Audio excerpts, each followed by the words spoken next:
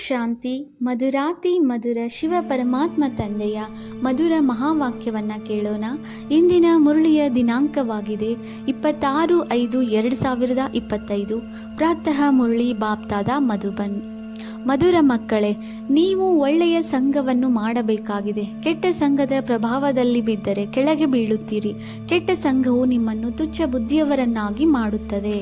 ಇಂದಿನ ಪ್ರಶ್ನೆಯಾಗಿದೆ, ಈಗ ನೀವು ಮಕ್ಕಳಿಗೆ ಯಾವ ಆಸಕ್ತಿ ಬರಬೇಕು? ಉತ್ತರ: ಹಳ್ಳಿಗೆ ಹೋಗಿ ಸೇವೆ ಮಾಡಬೇಕೆಂದು ಉಮ್ಮಂಗವು ಬರಬೇಕು. ನಿಮ್ಮ ಬಳಿ ಏನೆಲ್ಲವೂ ಇದೆಯೋ ಅದು ಸೇವಾರ್ಥವಾಗಿದೆ. ತಂದೆಯು ಮಕ್ಕಳಿಗೆ ಸಲಹೆ ನೀಡುತ್ತಾರೆ, ಮಕ್ಕಳೇ, ಈ ಹಳೆಯ ಪ್ರಪಂಚದಿಂದ ತಮ್ಮ ಬುದ್ಧಿಯನ್ನು ಸ್ವತಂತ್ರ ಮಾಡಿಕೊಳ್ಳಿ. ಯಾವುದೇ ವಸ್ತುವಿನಲ್ಲಿ ಮಮತ್ವವನ್ನಿಡಬೇಡಿ. ಈ ಪ್ರಪಂಚದೊಂದಿಗೆ ಮನಸ್ಸನ್ನಿಡಬೇಡಿ. ಗೀತೆ. ಈ ಪಾಪದ ಪ್ರಪಂಚದಿಂದ ದೂರ ಕರೆದುಕೊಂಡು ಹೋಗು. ಓಂ ಶಾಂತಿ. ಪಾಪಾತ್ಮರ ಪ್ರಪಂಚ ಮತ್ತು ಪುಣ್ಯಾತ್ಮರ ಪ್ರಪಂಚ ಆತ್ಮಗಳ ಹೆಸರನ್ನೇ ಇಡಲಾಗುತ್ತದೆ.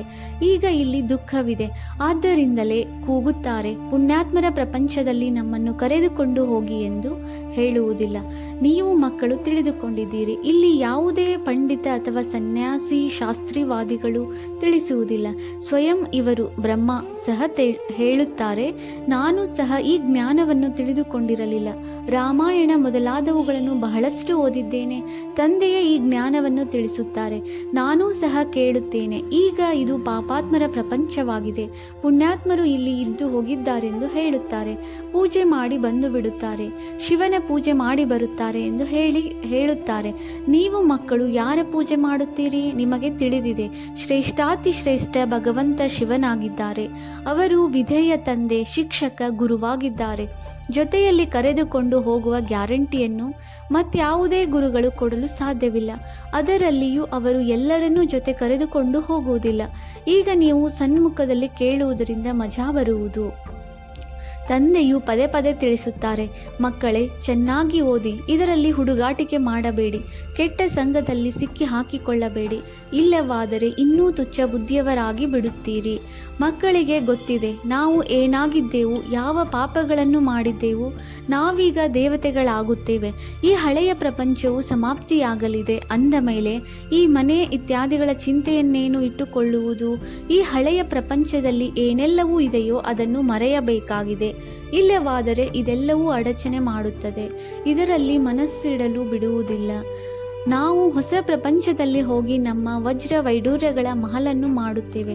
ಇಲ್ಲಿನ ಯಾವುದೇ ಹಣ ಮೊದಲಾದ ಯಾವುದೇ ವಸ್ತು ಪ್ರಿಯವೆನಿಸುತ್ತದೆ ಎಂದರೆ ಶರೀರ ಬಿಡುವ ಸಮಯದಲ್ಲಿ ಅದರ ಮೇಲೆಯೇ ಮೋಹ ಉಂಟಾಗುವುದು. ನನ್ನದು ನನ್ನದು ಎನ್ನುತ್ತೀರೆಂದರೆ ಅಂತ್ಯದಲ್ಲಿ ಅದು ನಿಮ್ಮ ಮುಂದೆ ಬರುವುದು.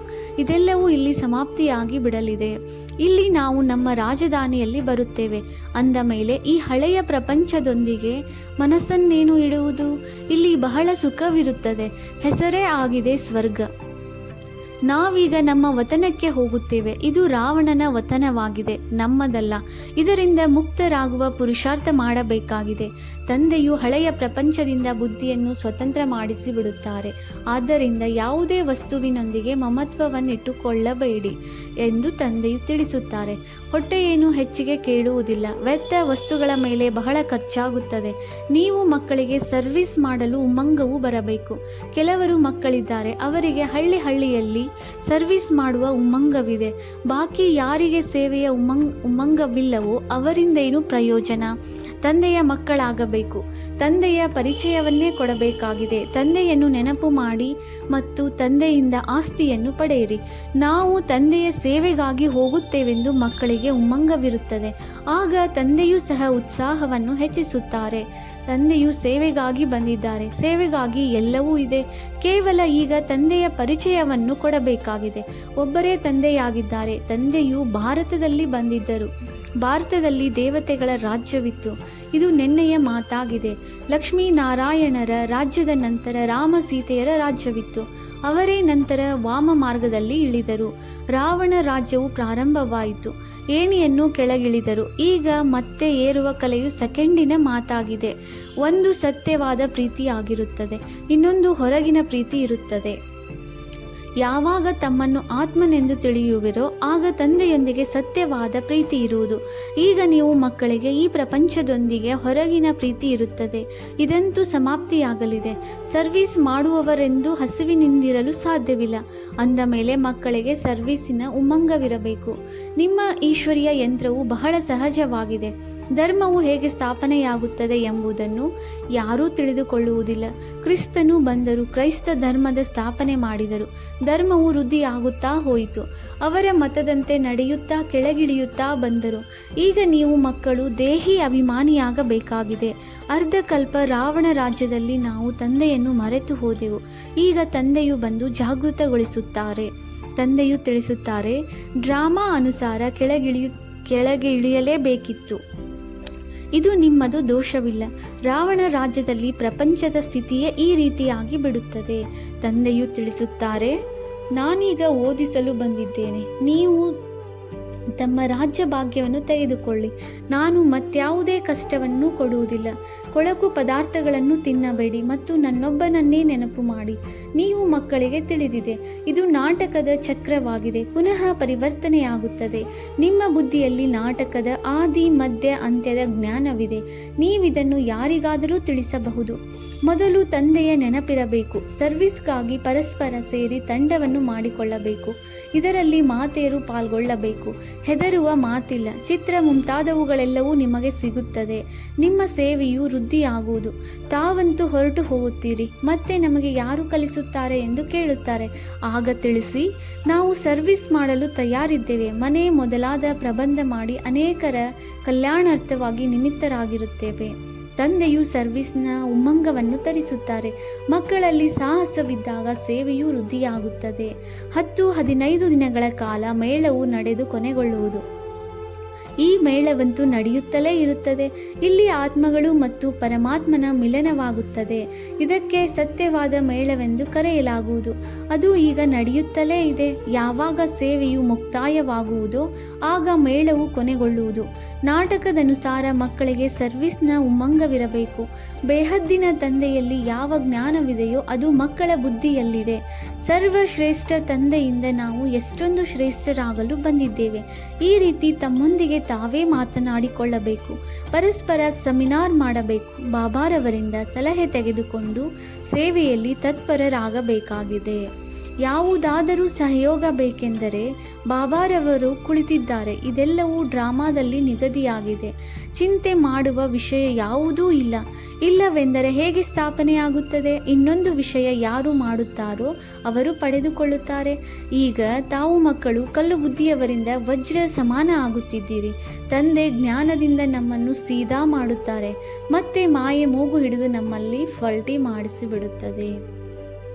ತಾವು ಮಕ್ಕಳು ಬಹಳ ಒಳ್ಳೆಯ ಸಂಘವನ್ನು ಮಾಡಬೇಕಿದೆ. ಕೆಟ್ಟ ಸಂಘದ ಪ್ರಭಾವದಿಂದ ಬಿದ್ದು ಹೋಗುತ್ತೀರಿ. ಬಾಬಾ ಸಿನಿಮಾ ಮುಂತಾದವುಗಳನ್ನು ನೋಡಲು ಬಿಡುವುದಿಲ್ಲ. ಯಾರಿಗೆ ಸಿನಿಮಾ ನೋಡುವ ಅಭ್ಯಾಸ ಇರುತ್ತದೆ ಅವರು ಪತಿತರಾಗದೇ ಇರಲು ಸಾಧ್ಯವಿಲ್ಲ.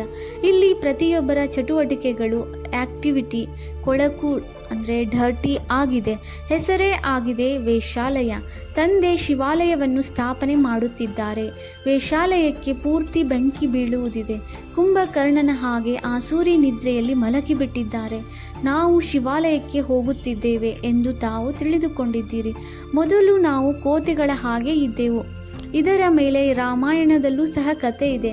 ಈಗ ತಾವು ತಂದೆಗೆ ಸಹಯೋಗಿ ಆಗಿದ್ದೀರಿ. ತಾವು ತಮ್ಮ ಶಕ್ತಿಯಿಂದ ರಾಜ್ಯ ಸ್ಥಾಪನೆ ಮಾಡುತ್ತಿದ್ದೀರಿ. ನಂತರ ಈ ರಾವಣ ರಾಜ್ಯ ಸಮಾಪ್ತಿಯಾಗಬೇಕಾಗಿದೆ. ತಾವು ಮಕ್ಕಳಿಗೆ ಅನೇಕ ಪ್ರಕಾರದ ಯುಕ್ತಿಗಳನ್ನು ತಿಳಿಸುತ್ತಿರುತ್ತೇನೆ. ಯಾರಿಗೂ ದಾನ ಮಾಡಿಲ್ಲವೆಂದರೆ ಹೇಗೆ ಫಲ ಸಿಗುತ್ತದೆ? ಮೊಟ್ಟ ಮೊದಲು 10-15 ಜನಕ್ಕೆ ಮಾರ್ಗವನ್ನು ತೋರಿಸಿ. ನಂತರ ಊಟ ಮಾಡಬೇಕಿದೆ. ಮೊದಲು ಶುಭ ಕಾರ್ಯವನ್ನು ಮಾಡಿ. ಇದರಲ್ಲೇ ತಮ್ಮ ಕಲ್ಯಾಣವಿದೆ. ಯಾವುದೇ ದೇಹದಾರಿಯನ್ನು ನೆನಪು ಮಾಡಬೇಡಿ. ಇದಂತೂ ಪತಿತ ಪ್ರಪಂಚವಾಗಿದೆ. ಪತಿತ ಪಾವನ ಒಬ್ಬ ತಂದೆಯನ್ನು ನೆನಪು ಮಾಡಿದ್ದೇ ಆದರೆ ಪಾವನ ಪ್ರಪಂಚಕ್ಕೆ ಮಾಲೀಕರಾಗಿ ಬಿಡುತ್ತೀರಿ. ಅಂತಮತಿ ಸೋಗತಿಯಾಗಿ ಬಿಡುತ್ತದೆ. ಅಂದಾಗ ಯಾವುದಾದರೂ ಸಂದೇಶವನ್ನು ಕೊಟ್ಟು ನಂತರ ಊಟ ಮಾಡಬೇಕು. ತಂದೆಯನ್ನು ನೆನಪು ಮಾಡುವುದರಿಂದ ನಾವು ಇಷ್ಟು ಶ್ರೇಷ್ಠರಾಗುತ್ತೇವೆ ಎಂದು ಎಲ್ಲರಿಗೆ ಹೇಳುತ್ತೀರಿ. ಒಳ್ಳೆಯದು. ರಾತ್ರಿ ಕ್ಲಾಸ್ 17/3/1968.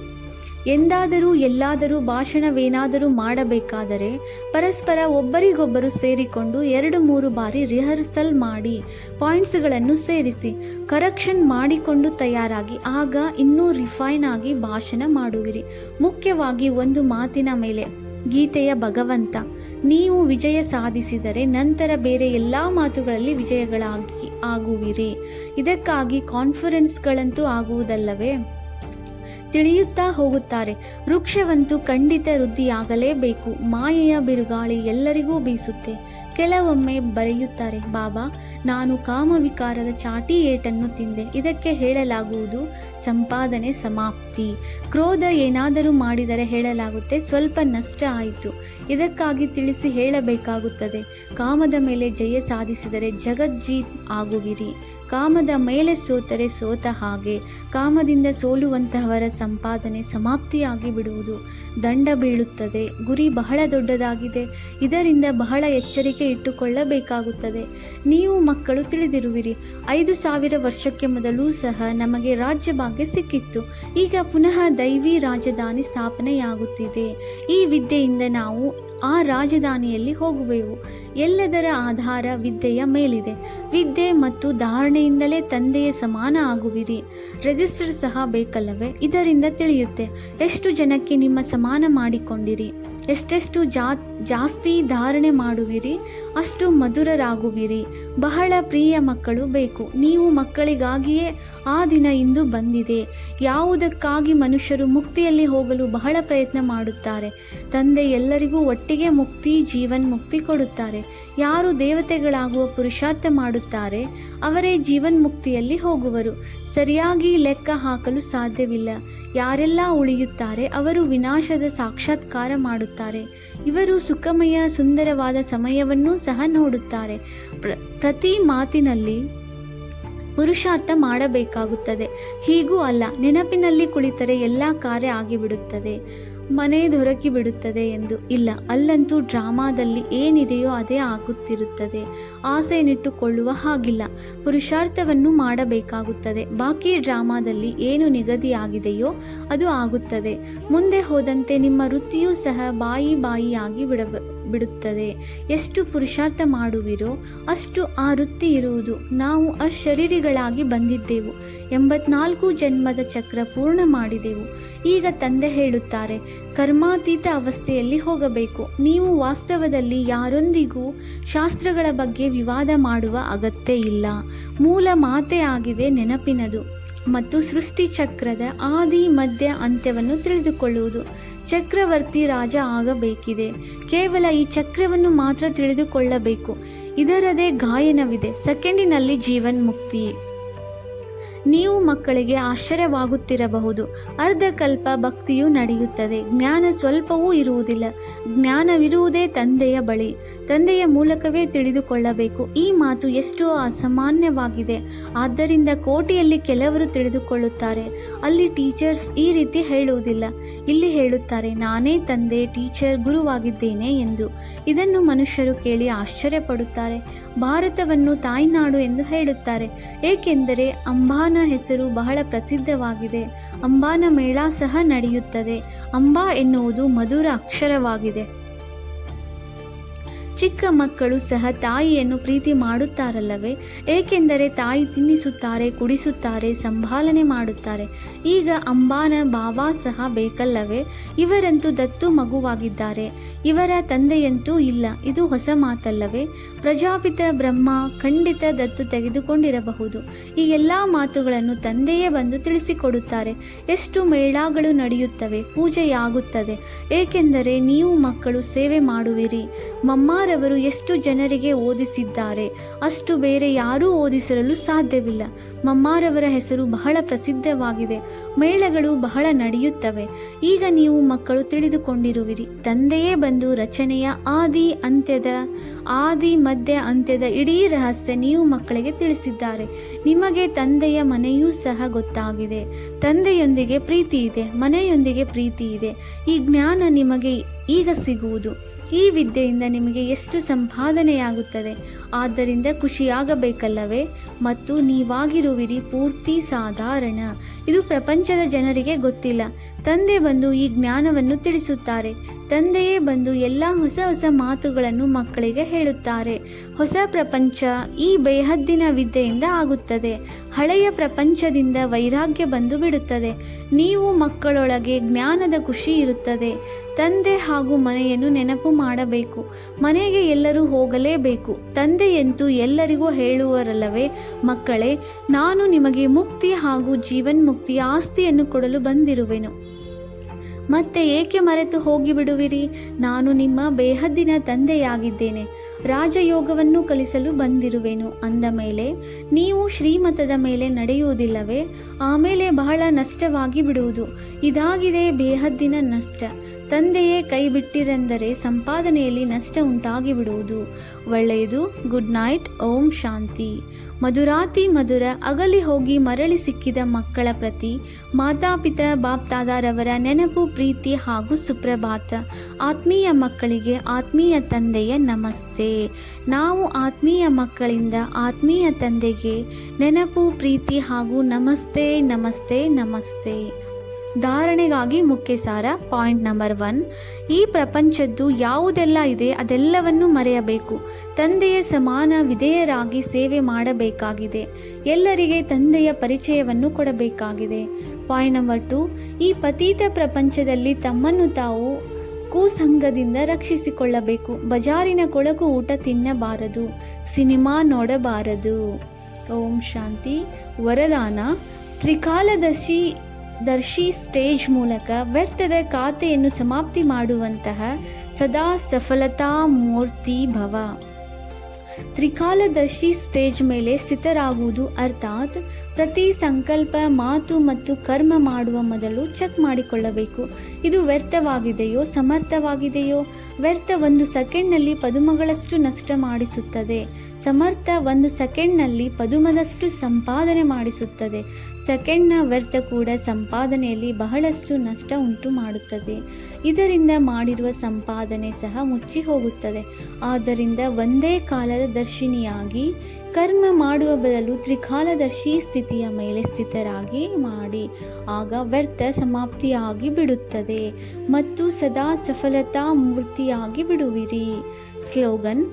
ಮಾನ್, ಶಾನ್ ಮತ್ತು ಸಾಧನಗಳ ತ್ಯಾಗವೇ ಮಹಾನ್ ತ್ಯಾಗವಾಗಿದೆ. ಮಾನ್, ಶಾನ್ ಮತ್ತು ಸಾಧನಗಳ ತ್ಯಾಗವೇ ಮಹಾನ್ ತ್ಯಾಗವಾಗಿದೆ. ಅವ್ಯಕ್ತ ಸೂಚನೆ. ಆತ್ಮಿಕ ಘನತೆ ಮತ್ತು ಪವಿತ್ರತೆಯ ವ್ಯಕ್ತಿತ್ವವನ್ನು ಧಾರಣೆ ಮಾಡಿ. ಹೇಗೆ ದೇಹ ಮತ್ತು ದೇಹಿ 2 ಬೇರೆ ಬೇರೆ ವಸ್ತುಗಳಾಗಿವೆ, ಆದರೆ ಅಜ್ಞಾನ ವಶ ಎರಡನ್ನೂ ಸೇರಿಸಿ ಬಿಟ್ಟಿದ್ದಾರೆ. ನನ್ನದನ್ನು ನಾನು ಎಂದು ತಿಳಿದು ಬಿಟ್ಟಿದ್ದಾರೆ ಮತ್ತು ಈ ತಪ್ಪಿನ ಕಾರಣ ಇಷ್ಟೊಂದು ಚಿಂತೆ, ದುಃಖ ಮತ್ತು ಅಶಾಂತಿ ಪ್ರಾಪ್ತಿಯಾಗಿದೆ.